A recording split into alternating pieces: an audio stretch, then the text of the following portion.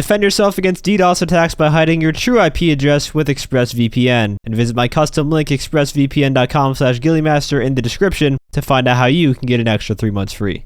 Hey everyone, and welcome back to another video here on the channel. And guys, I just need to vent a little bit in this one about the stuff that I've been seeing online, particularly about the Red Dead Redemption re-release on the PS4 and Nintendo Switch, and how its reception is really killing my faith for the gaming industry as a whole.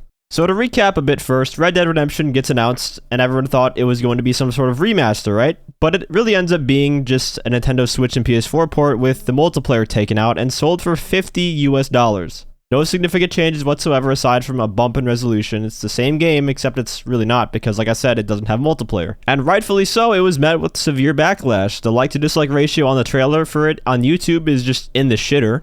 And it's $50 when you can buy the same game on Xbox and play it through backwards compatibility with a bump in resolution also. It runs at 4K on Xbox One X and Series X for $30, or even less than that at some places depending on where you buy it, with the multiplayer included. So it's just an obvious cash grab. The game came out a few days ago, and all of a sudden, now I'm seeing praise for it online on Twitter. Praise that it's a good port that runs at 30 FPS with no drops.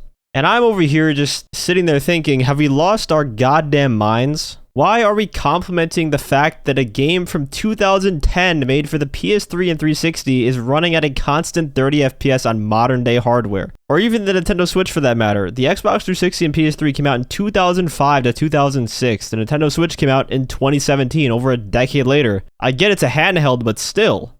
And don't even get me started on PS4 and PS5. It shouldn't even be a question that the game can run at a solid 30 FPS on those systems. That should be an expectation. No. Even that is giving too much credit. The expectation should be 4K 60 on the PS5 for a 13-year-old title being re-released with no changes. The fact that it isn't is a slap in the face. And I don't know why more people aren't coming around to that fact. This is not in any way impressive. This is the minimum expected product in that it works. It's like everyone saw the GTA Trilogy Definitive Edition and the piss poor launch and were like, well, at least it's not as bad as that, guys. Look, this works. It's a good port. It doesn't have issues. It's basically the equivalent of being fed shit on a plate one day and then sitting on your knees thanking your master the next day when you get a slice of bread to eat. Yeah, it's not completely horrible, but it's still this minimum effort, as bland as possible. But I guess in comparison to shit, it seems amazing. I've watched so many graphics comparison videos. Apparently they upped the shadow quality and added better anti-aliasing. From what I've seen, it looks entirely identical to the Xbox Series X playing the game through backwards compatibility. I don't see hardly any difference in the comparisons that I've watched.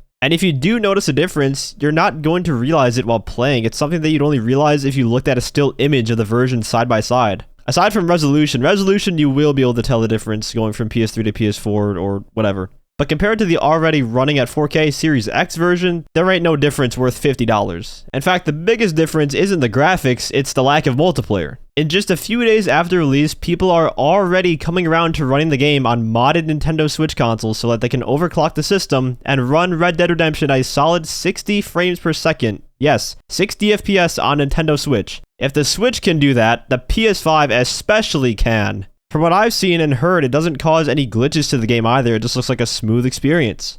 And if you don't have a Switch, you can also emulate the Xbox 360 version of the game on PC using the Xenia emulator, for instance, and run it at 60 frames per second. Sure, it requires a somewhat decent PC to do that, but the point is it can run at 60 FPS and seemingly well, too.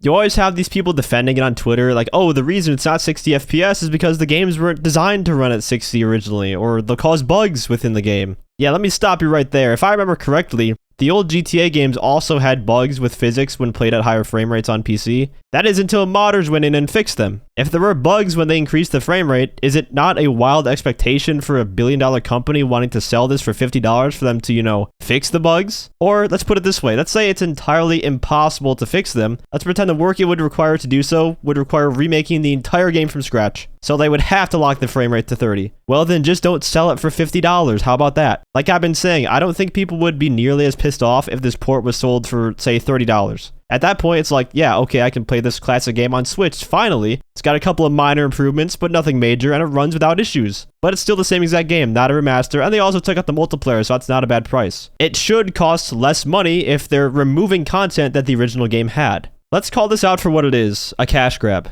They wanted to make the most amount of money with the least amount of work. And it's not me calling out Double 11, the studio behind the poor, or anyone who worked on it, because at the end of the day, they just did their job. It's not a Grove Street Games moment, but even that's partially on Rockstar for hiring a small studio for such a big project. This is on Rockstar and Take-Two for deciding to just re-release the game with no changes and sell it at an exorbitant price. And the sad part is, it worked. The game is like one of the top sellers on the PlayStation Store right now and is climbing the ranks of the Nintendo eShop on the Switch. So you know what's going to happen now? They're going to do this with more games. GTA 4, I can totally see them just upping the resolution, removing multiplayer, and releasing it for $50 without even giving it 60 FPS. Midnight Club LA, Max Payne 3, same thing. And people will buy it, which is just telling of how the gaming industry is now. No matter how much we complain about it online, there are people who just consume the product without thought. And look, if you haven't played Red Dead Redemption, maybe this is your first time playing it and you want to buy it for that $50 price tag, you should still be aware of the fact that that is a ripoff. You are paying too much, and you shouldn't be happy about that. You're getting less content and paying more for the same game that came out 13 years ago.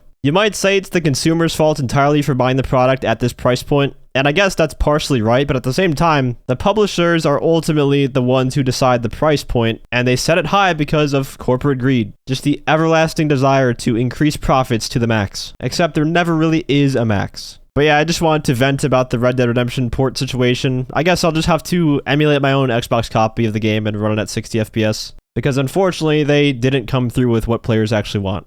Thank you guys all for watching, and have a great day.